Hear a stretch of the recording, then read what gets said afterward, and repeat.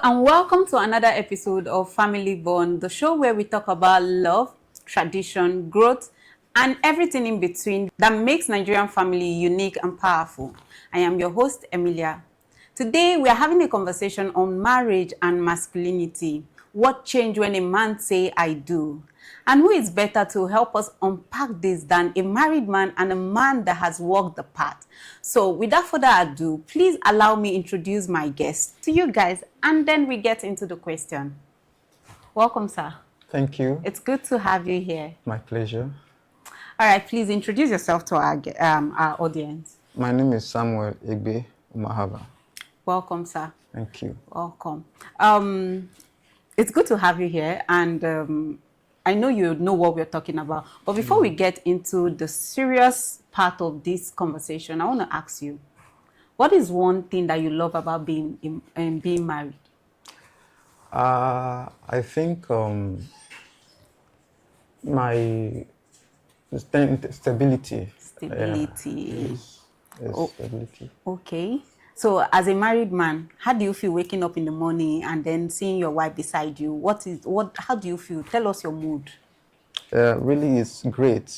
Okay. Yes, because you feel this sense of companionship. You don't feel like you are alone anymore. Okay. Yes, and the sense of responsibility. Responsibilities, yeah. All right, let's get into the questions now. I just wanted to use that to, put you to make you relax. Okay. All right. Yeah. So let's get into the question. What surprised you the most emotionally about marriage? Something that no one prepared you for? Well, the fact that the way you really have it your way before, it seems not to be like that anymore. Yeah. Yeah, you don't, before marriage, what you want, your emotions are always about you, but now you are married, there's emotion on your side and then an emotion on the other side. So you want to balance it, and then it's no longer about you alone. So you have a lot of consideration. Yeah. Now you have someone that you're responsible for. You have someone that you think about. You're not just thinking about yourself now. There's someone else that you have to be accountable for. You don't just do things that you normally you would do without answering to anyone. Exactly. Now you have to seek the I won't say permission. Yeah. Like talk to your wife before you do anything. Yes, right? There's that consideration. Yes. It's no longer just about you and you alone. Yeah. Okay, there's this thing that most men will say, once I get married, my wife will cook, my wife wakes up and do all that. Do you do that? I don't. You don't? Yeah. All right, let's move on. Society defines a man by what he provides. But in marriage, you are also called to be present. How do you learn to balance financial responsibilities with emotional availability? Yeah, so emotional responsibility and financial responsibility, you can make the financial, take up the financial responsibility by providing the finance, and still there's the emotional part is lacking. So it's not just about the financial aspect. You are not just providing the finances alone, but you also look at the emotion of your partner. It's not just about money. Sometimes you need to be there. The companionship. You need somebody to talk to. Sometimes she's having some kind of feelings that she wants to express herself. You need to be there for her to have the experience that she can feel. So it's not just about providing, because most men will be like, oh, I'm already providing, I'm the one taking care of I'm the one providing for the upkeep of the family. So they don't pay attention to their partner's emotional side. They are not available emotionally. All they just care about is, their focus is on providing. Especially for the fact that society has made it that way, that a man has to be, you have to be the provider. So most men just focus on being a provider. Being a provider, as the word, a provider, there's you have to make provision for emotion as well, not just finance. So being a provider, it's all encompassing. You provide emotionally and then financially. Yes. Okay, so how did marriage challenge your ego? You know, men are full of ego, especially you know what I'm talking Yeah, of about. course I So do. how did marriage challenge your ego? Well, male naturally being egocentric, Yeah. marriage will challenge your ego. Okay. But it comes a time when you need to realize that your priority will have to change. Change. You know, Okay. there's a shift in your priority. So you have to, are you choosing your ego, or you Oh, are choosing the worldliness of your family? family. So in that case, your priority have to shift, and then you have to realign rearrange your priority. Okay. So it's no longer about being that egocentric man anymore. Okay. So the challenges will come definitely, because on a normal day, it's somebody that will will not be able to talk to you on a normal day, like look to your face and then say some things.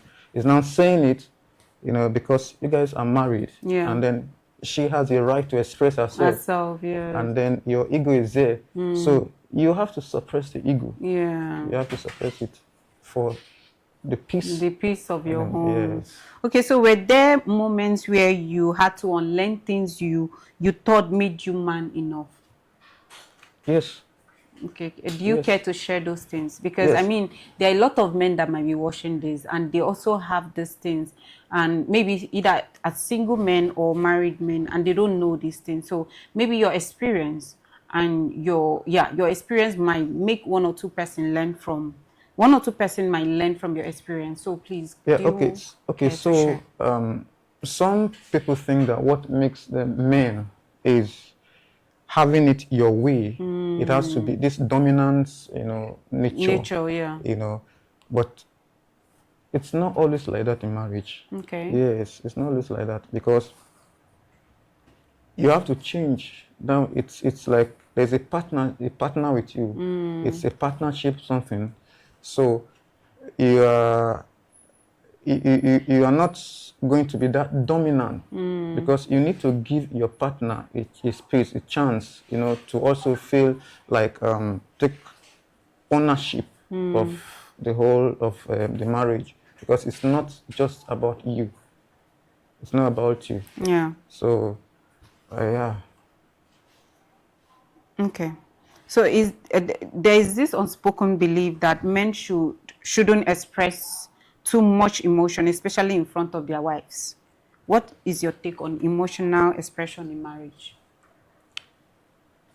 I think that you should be able to express yourself Okay. emotionally, you know, to your wife or before your wife, because this is your life partner. Yes. And before your marriage, or before you get married, you actually, it happens before, maybe having a relationship that is not maybe courtship. Yeah, you may restrain yourself, but now that you have gone across the line, you are not married, so of course, I feel you should express yourself with before your wife or to your wife emotionally, because it will help to bring about stability. Okay. Yes. But most men say expressing themselves to their wife makes them seem weak. Some say their wife will start taking it like when you keep expressing yourself to your wife. Sometimes your wife start seeing you and start feeling that you sound like a broken record. So they rather just suppress their feelings or not talk about it at all. So what do you say to this kind of men that feel like it's not good for you as a man to express yourself to your wife, especially when you're going through your downtime? I think your wife is your life partner, Exactly. and the time when you are, let me say, if you feel like you should not express yourself emotionally when you are down, to maybe you feel you become vulnerable. And now the question you need to ask is, when you are vulnerable, who who should be your go-to in terms of human? Who Yes. should be your go-to? Go-to person, It yeah. should be your wife. So Now, not expressing yourself as you should, you know, might not give your wife the opportunity to help. Understand or help, yeah. So I don't think it's an ideal situation. I don't think it should. You should be able to express yourself to your wife, you know, emotionally, you know, because she can come in and then help you. So it's not a bad thing, and it doesn't make you less of a man. A man. No, it doesn't. Exactly. All right. Thank you so much. Okay. How has your definition of leadership changed as a married man, and what does leading a home mean to you? Okay, so my definition of leadership right now, it's now like it's all encompassing. It's no longer what I want. It's not dictatorship anymore. Okay. Yeah, it's what we do in partnership. Yeah, so I have to carry my wife along. Yeah, in decision we deliberate on. Yeah, so it's a partnership thing. Yeah, so there's no longer I one seek her opinion. Yes. Yeah, what do you think about this? And then we come to a conclusion, and then we take the decision. Because some men feel like, okay, I am the man, so every decision I have to make those decisions without involving my wife. And some say when you start involving women in decision making in the home, especially when financially, when you start involving your wife, it makes them not to be submissive. Some say the woman becomes prideful. She will not respect you because you make her to start making decision, or put her during the process of making decision. What do you say to this kind of man? Okay, so this is relative.